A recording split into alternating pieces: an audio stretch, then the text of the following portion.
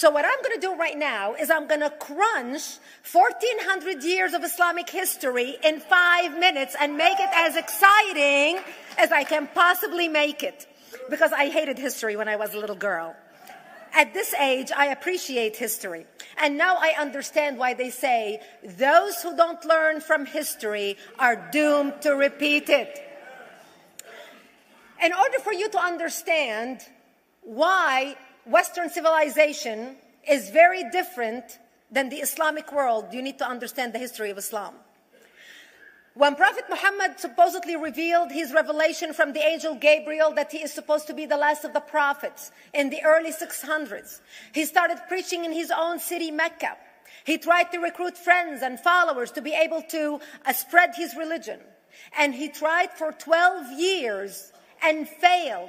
And after 12 years, he was only able to recruit his immediate family and friends. So he decided, if I go to Medina, which was the Jewish hub of Arabia, the business hub where the Jews lived, if I go there and preach my religion to them, if they accept me, that will buy me respect and stature between my own people, and they will accept me. So Prophet Muhammad started borrowing a lot from the Old Testament to make his religion more palpable to the Jews, to make it a lot similar. This is why you see a lot of similarities between Judaism and Islam. For example, Jews don't eat pigs, Muslims don't eat pigs. Jews pray a few times a day, Muslims pray a few times a day. Jews fast on Yom Kippur, Muslims fast on Ramadan. And this is why you started seeing a lot of good writing in the beginning of the Quran when Prophet Muhammad was saying all the good things about the people of the book.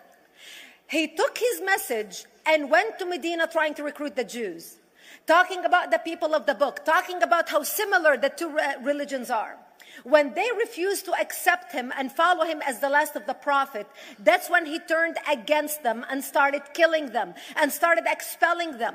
That's when Islam went from a spiritual movement for the first 12 years of Islam into a political movement cloaked in religion after the year of the Hijrah, after Muhammad went to Medina and the Jews did not accept him.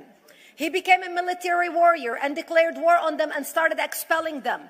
Jews and Christians became dhimmi, or second-class citizens. They were only allowed to stay alive and not be killed only by paying the jizya or the protection tax. So they had a choice: convert to Islam, or if you want to stay alive, you have to pay the jizya or protection tax, living as dhimmi in the Islamic nation. Christians and Jews could not ring church bells. Jews could not blow the shofar. Christians could not ring church bells. They could not pray publicly. Christians and Jews could not gather together and build new churches or new temples. And the way they paid the jizya or the protection tax was in a monthly ceremony where they would get together downtown and the Jew would kneel on his knee and hand his goods to the mullah, who would take the goods as the price for buying the protection. And in many areas, Jews and Christians were given necklaces to wear as a receipt that they paid their jizya or their protection tax. Jews considered najis under Islam. Najis is bodily fluid. Najis is garbage. Najis is dogs. Najis is dirty. So Christians and Jews were treated as second-class citizens. Islam continued to grow. As Islam grew, more people became dhimmi or second-class citizens. Jews and Christians were given identifiable clothing. The yellow star, which was given to the Jews that most people think is a German invention. It was actually an Islamic invention in the 9th century in Iraq by the second Khalif al-Mutawakkil of Iraq, who invented the yellow star for the Jews to be identified as they walked down the street. Because Jews were considered najis, if a Muslim man or a Jew walked on the same side of the street, the Jew had to cross the other side so the Muslim man can walk, so he's not dirtied by the filth of the Jew. Christians were given the zunnar, the belt, which most of you men are wearing right now. That was an Islamic invention for the Christians.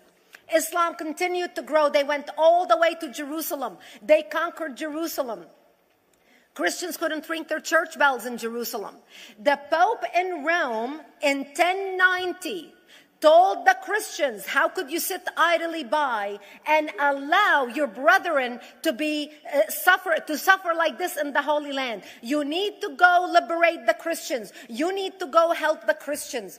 That's why the Crusaders were launched. The Crusaders were not launched because they just felt like waking up in the morning and going and converting a bunch of Muslims or beheading them. The Crusaders were launched to liberate Jerusalem. And they were able to liberate Jerusalem for less than 100 years before Salah ad-Din al-Ayyubi, Saladin, took it back, and Jerusalem remained under Islamic control until 1967, when the State of Israel liberated Jerusalem, where Christians, Jews, and Muslims could pray under the same sky.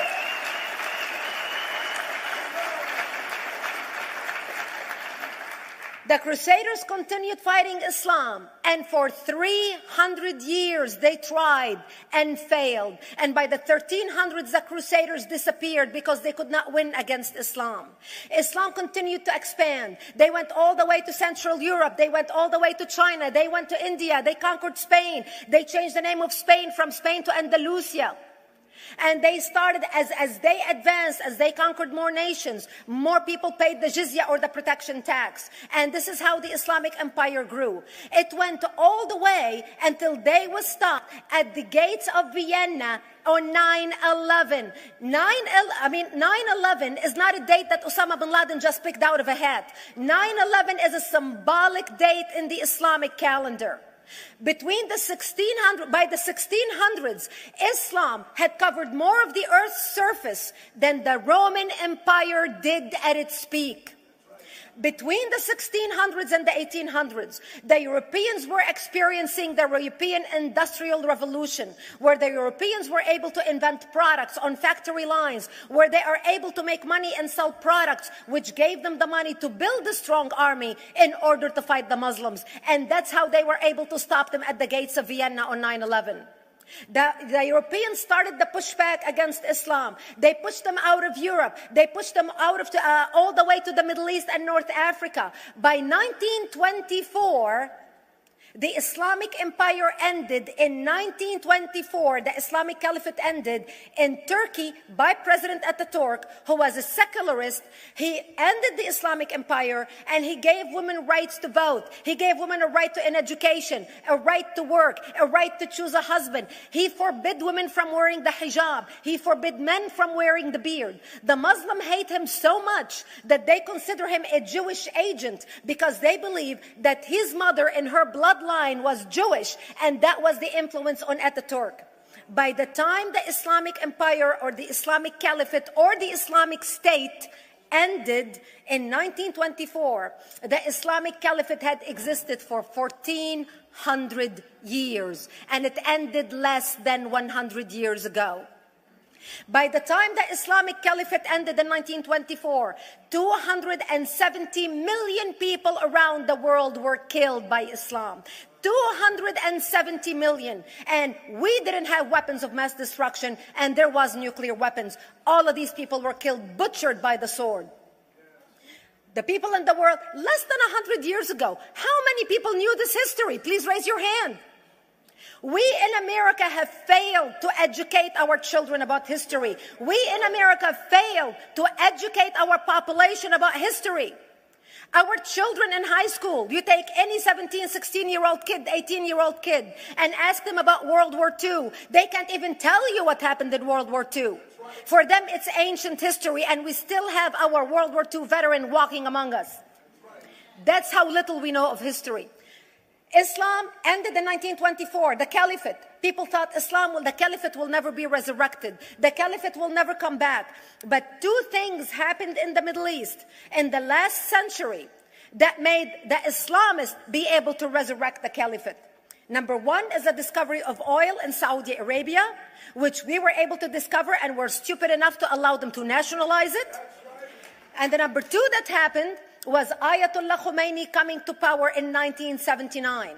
That gave the Islamists the money and also the spiritual covering in order to explode on the world stage. And people say, oh, well, the Wahhabis exported their Wahhabi radical religion. The Wahhabis are the name of Wahhab. They're not a different sect of Islam. They follow the authentic preaching of Prophet Muhammad, the way Prophet Muhammad lived and practiced his religion. This is why neither you or me or any infidel can step a foot in Mecca, because as far as they're concerned, we are filth. And as infidels, we're not allowed to step a foot, not President Obama and not anybody else. As a matter of fact, Al-Qaeda used to use Saudi Arabia and its success as an excuse to recruit members, as the example to show them how Allah has blessed Saudi Arabia because of the way they adhere to the tenets of Islam. And today we talk about ISIS. ISIS is not a new invention. ISIS resurrected the caliphate that ended less than 100 years ago. Except we are too ignorant and too uninformed to understand what ISIS is doing and why ISIS is succeeding.